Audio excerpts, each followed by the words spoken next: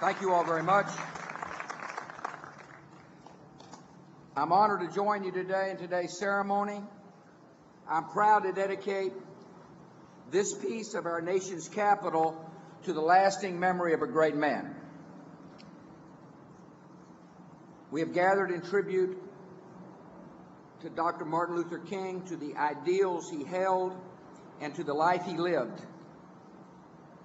Dr. King showed us that a life of conscience and purpose can lift up many souls. And on this ground, a monument will rise that preserves his legacy for the ages. Honoring Dr. King's legacy requires more than building a monument. It requires the ongoing commitment of every American. So we will continue to work for the day when the dignity and humanity of every person is respected and the American promise is denied to no one. This project has been over a decade in the making, and I thank those who have worked to bring about this day. I particularly want to thank my predecessor, the man who signed the legislation to create this memorial, President Bill Clinton.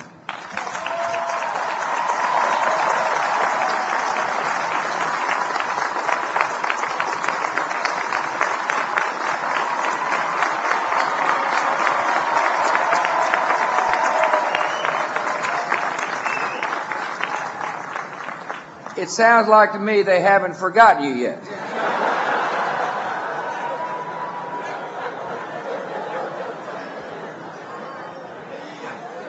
He's become, as you know, my fourth brother.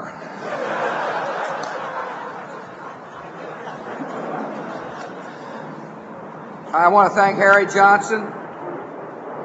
I appreciate the members of my cabinet who are here. I welcome the members of Congress. I thank my Mayor Tony Williams, who is here. I'm proud to be with the members of the King family. I thank the representatives of the community and civil rights groups who have joined us. I thank the Martin Luther King Jr. National Memorial Project Foundation board members and executive cabinet. Most of all, thank you all for coming.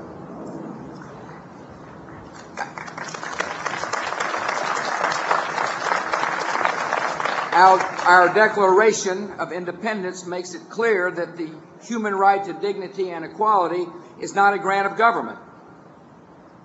It is the gift from the author of life. And Martin Luther King considered the Declaration one of America's great, as he called it, charters of freedom. He called our founders' words, quote, a promise that all men, yes, black men as well as white men, would be guaranteed the unalienable right of liberty, life, and the pursuit of happiness. Throughout Dr. King's life, he continued to trust in the power of those words, even when the practice of America did not live up to their promise.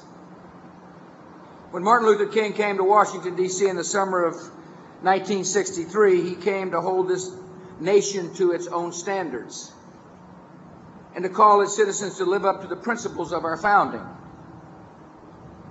He stood not far from here on the steps of the Lincoln Memorial. With thousands gathered around him, Dr. King looked out over the American Capitol and declared his famous words, I have a dream.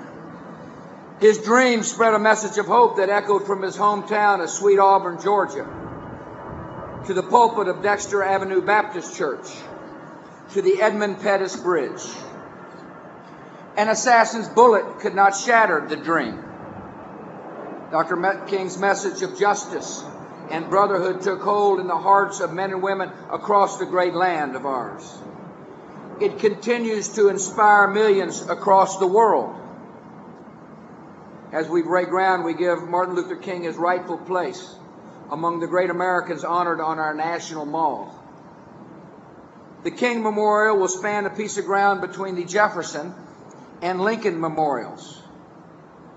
And by its presence in this place, it will unite the men who declared the promise of America and defended the promise of America with the man who redeemed the promise of America.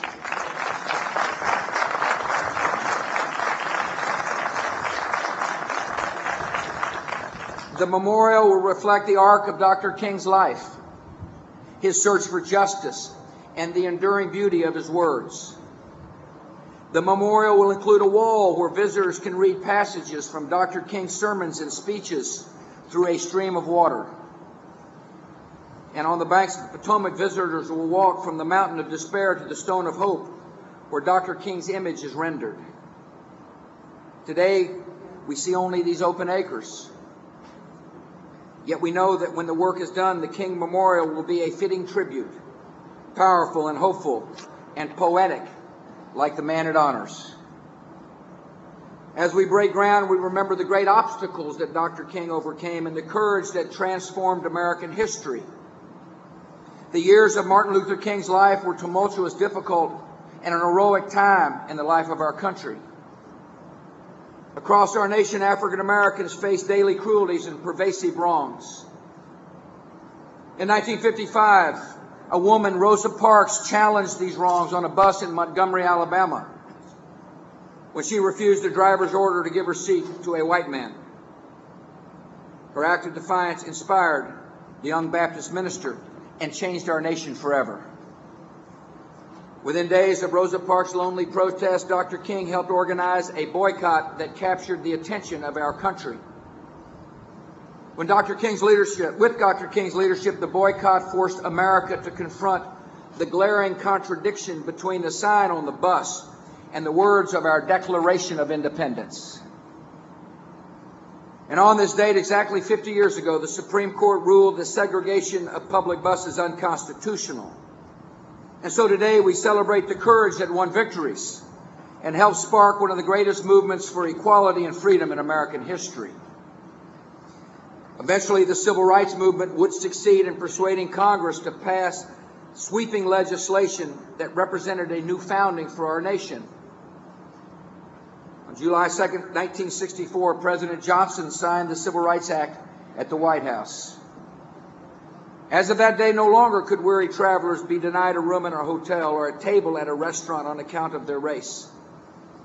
And no longer could any American be forced to drink from a separate water fountain or sit at the back of the bus just because of their race.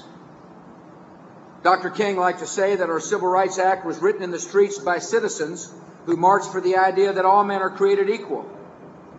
He was right, yet there is no doubting that the law came as it did when it did, because of the courage and leadership of Martin Luther King. As we break ground, we recognize our duty to continue the unfinished work of American freedom.